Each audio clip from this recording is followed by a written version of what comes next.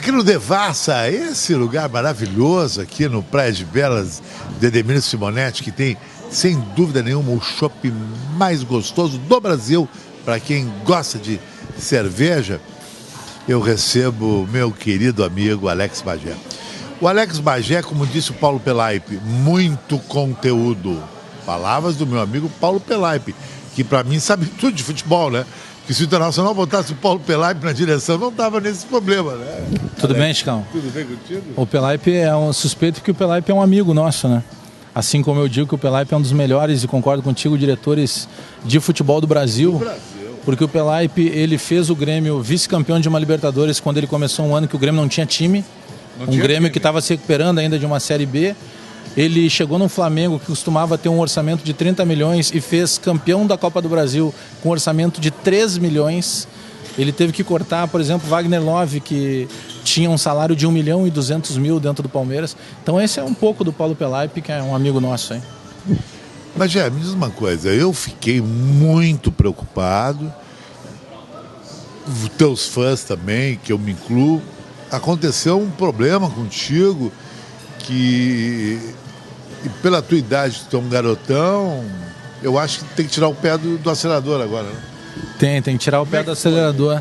Na verdade, eu tive algo muito sério e que nesses 40 anos de vida eu não desejo para ninguém, porque eu tive um princípio de uma isquemia cerebral e claro que isso está muito ligado ao estresse do dia a dia, está ligado ao sobrepeso e justamente no momento da minha vida que o trabalho me consome muito, porque além da Rádio Grenal você tem outros projetos paralelos, eu tenho um site para desenvolver material também de futebol, tem outras situações paralelas, publicidade, uma série de coisas que a gente lida, tem a família, né, porque eu sou um cara casado, tem meu cachorro para cuidar, então tem uma série de problemas. Ei, Rodrigo, é tanta coisa que nós já pegamos a isquemia. Mas aí serve como uma luz amarela, né? Como um aviso. Graças a Deus está tudo bem, eu estou com acompanhamento médico. Eu acredito muito que as coisas não acontecem por acaso e quis Deus que acontecesse justamente no momento que eu já estava retomando, emagrecendo um pouco, fazendo um trabalho muito forte que eu tenho feito de futevôlei. Mas deu um alerta sem dúvida nenhuma de dar uma redução de trabalho, e porque assusta, né? Porque quando você tem uma fratura, por exemplo, no joelho, você está vendo o joelho. Está doendo porque ele está inchado. Isso não está vendo. Quando é coração, quando é cérebro, é o que você não enxerga. O maior medo que eu tive, de tudo que eu senti, eu tive dormência num braço. Mas o que mais me assustou, eu estava no ar na Rádio Grenal quando começaram os primeiros sintomas, o que mais assusta é que você perde totalmente o controle da fala. Eu comecei a ter dificuldade de articular, eu posso ter várias dificuldades, mas de articulação nenhuma. E algumas palavras que eu dizia, elas não saíam da maneira que eu imaginava. É um susto muito grande. Eu quero até aproveitar para mandar um grande abraço para o Dr. Pablo Brea, que é o chefe da neurologia lá do Hospital Moinhos de Vento, que é uma referência, né, em termos de atendimento de saúde. E agradecer o atendimento que eu tive. Eu cheguei no Moinhos de Vento, em 30 minutos eu estava dentro de uma ressonância já fazendo todos os exames principais. Então um abraço ao Dr. Pablo Beck, que é ouvinte da Rádio Grenal, acompanha o nosso trabalho. Mas é um susto, acho que agora é desacelerar e cuidar um pouco mais da saúde, né? E para o futebol, qual é o teu projeto para 2016?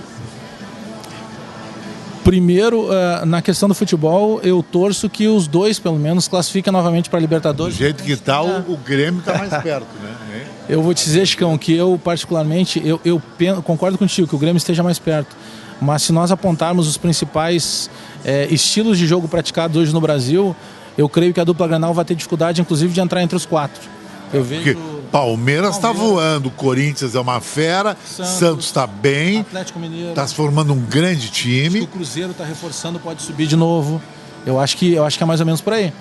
E aí a gente pode ter dificuldade de dupla Grenal de, inclusive, entrar naquilo que é só o que a gente consegue para termos de Porto Alegre, né? O torcedor, por vezes, fica bravo com alguma opinião que a gente emita, mas é a realidade. A dupla Grenal hoje sobrevive de vaga. É muito pouco, né? Agora eu te faço uma pergunta que eu fiz na Rádio Grenal a semana, no nosso debate.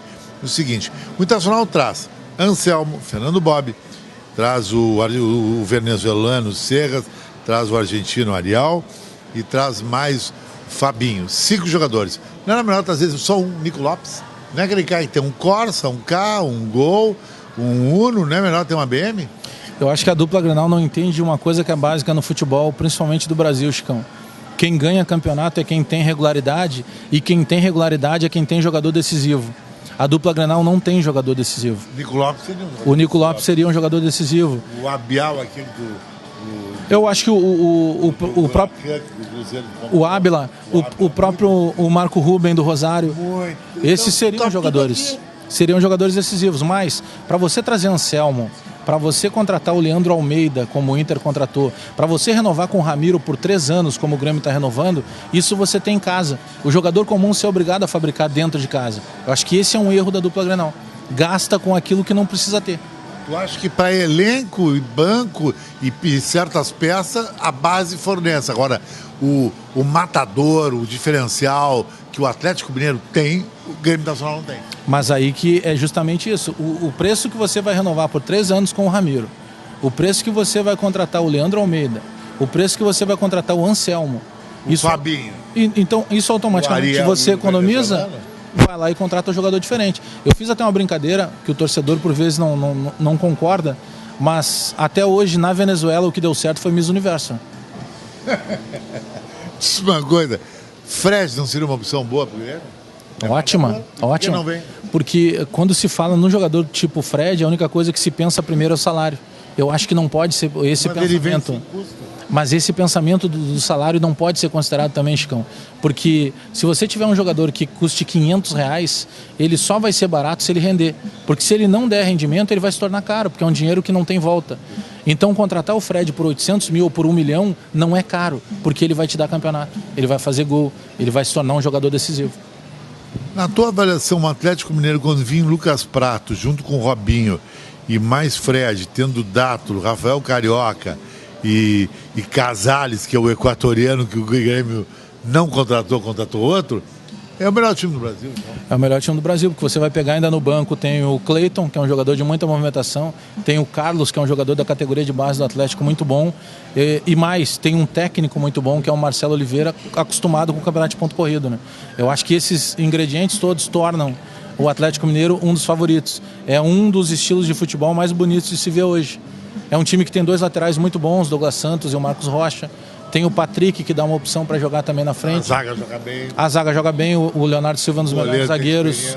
É um goleiro experiente que é o Vitor.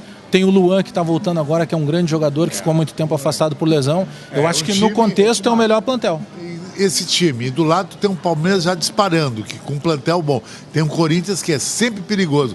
Tem um Santos voando baixo, de tão bem articulado com craques. E ainda... Pode ter um São Paulo ainda depois da Libertadores. São Paulo depois da Libertadores e um Flamengo e Fluminense que pode se reerguer também. E o Fluminense está contratando agora, está muito próximo de anunciar o Dátulo. Então seria um grande reforço também para o Fluminense. Tem um bom técnico que é o Levir Coupe. Então estas forças nós não podemos deixar de lado. E a partir do momento que a dupla Grenal está num momento, principalmente o Inter, de perder ponto, isso é complicado, porque o Inter está perdendo ponto no momento em que o Atlético, em que o Cruzeiro, em que o Santos estão ganhando. O Palmeiras está abrindo o campeonato, o Palmeiras já está abrindo 3, 4 pontos do vice-líder. O Palmeiras, se esse final de semana o Palmeiras vencer, ele joga com o Santos, né? Ou com o Corinthians? Com o Santos. Eu acho que, se não me engano, é Santos. Se ele vencer o Santos e o Internacional não conseguir vencer lá no Recife e o Grêmio der uma patinada, acho que aí começa a disparar. Começa a disparar. E no caso do Internacional perdendo no Recife, o Argel está fora, né? A chance do Argel permanecer no Internacional é pelo A pergunta. Na tua avaliação, qual seria o substituto do Argel? Tem um treinador hoje que está livre no mercado, que é um sonho de consumo do Inter e do presidente Vitória há muito tempo. Vanderlei Luxemburgo. Eu acho que Vanderlei Luxemburgo, na minha interpretação, posso estar errado, Celso Roth, esses técnicos em retrocesso. Eu contrataria um técnico que é um técnico brilhante, uruguai, chamado Munua, que levou o Nacional quase às semifinais da Libertadores, perdendo a Bombonera nos pênaltis por um detalhe. Tem um técnico no mercado argentino que eu gosto muito, que é o Pablo Guedes, que saiu do São Lourenço.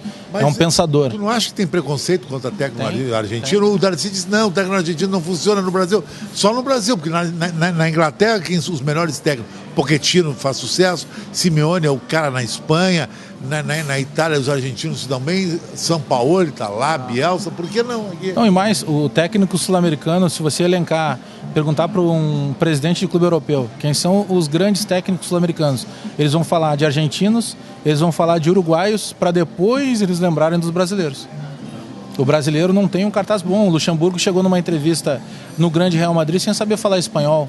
Aí você contrata, por exemplo, o Pep Guardiola, ele chega na entrevista do Bayern falando fluentemente alemão, chega na entrevista do Manchester City falando fluentemente inglês. Agora, Bagé, me martirizaram porque eu disse que o Osório é um grande técnico. Ele disse, não, levou 7-1.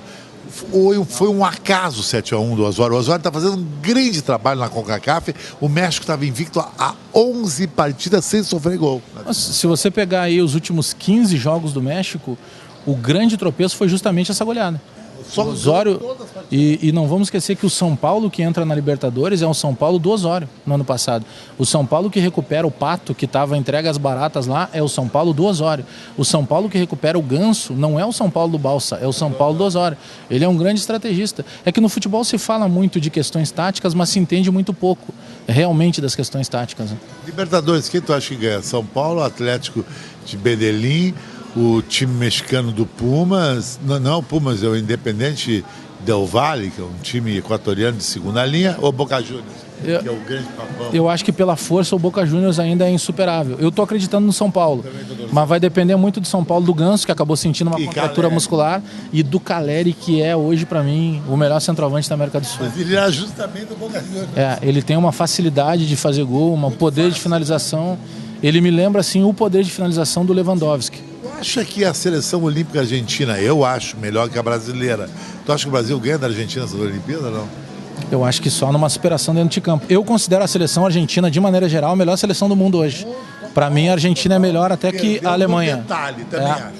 Porque a seleção argentina ela tem craques e um bom conjunto. A seleção alemã ela tem um conjunto, uma obediência tática. Não tem um craque diferenciado. Mas não tem um cara diferente. Talvez o diferente da Alemanha seja o goleiro, que é o Neuer. Né? De resto, são jogadores parecidos. A Argentina tem jogadores diferentes para todas as posições. Privilégio estar contigo. Saúde, abraço, Chicão. Pressão baixíssima, pulsação baixíssima e corrida ao máximo. Esse é Alex Bagé, teu horário para o telespectador. Diariamente, segunda a sexta, na Rádio Grenal, entre 9 e 11 da manhã, sempre no ar. Depois do Vidarte. Quem tem o sucesso é Alex Bagé e não Vidarte. Não, eu faço mais que o Vidarte. Melhor que Vidarte. Tchau.